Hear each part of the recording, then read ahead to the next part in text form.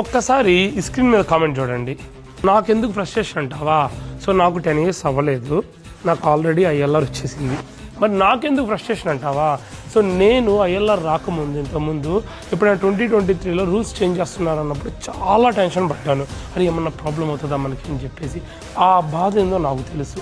నేను నా ఫ్రెండ్ సర్కిల్లో కొంతమంది అందరూ కాదు, కొంతమందిని చూస్తే ఏమని అర్థమవుతుందంటే, ఆల్రెడీ ఐఎల్ఆర్స్ వచ్చిన వాళ్ళు ముందు మనం గట్టు దాటేసామని అంటారు.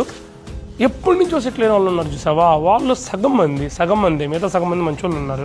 వాళ్ళు సగం మంది ఏం చేస్తారంటే, ఇంతే రావాలి రూల్స్ స్ట్రిక్ట్గా, శాలరీస్ తగ్గిపోతున్నాయి, ఎంతమంది పడితే అంతమంది వచ్చేస్తున్నారు అంటున్నారు.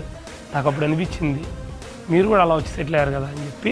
ఇప్పుడు పక్కన ఇంతమంది బాధపడుతుంటే ఎవ్వరూ మాట్లాడడం లేదు, వాళ్ళ కోసము మాట్లాడాలనిపించింది, మాట్లాడుతున్నాను. సో నాకేంటంటే ఏరు దాటగానే తెప్ప తగలెట్టడం ఇష్టం లేదు, ఓకేనా? ఆ టైప్ మనం కాదు.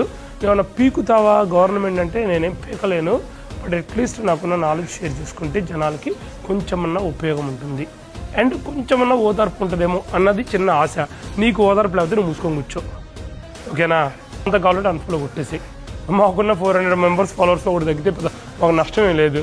కలుద్దామంటే రెగ్యులర్ ఫాలో అవ్వు, అంతేగాని అనవసరం గెలకమాకు నన్ను. సరే తమ్ముడు, ఉంటా.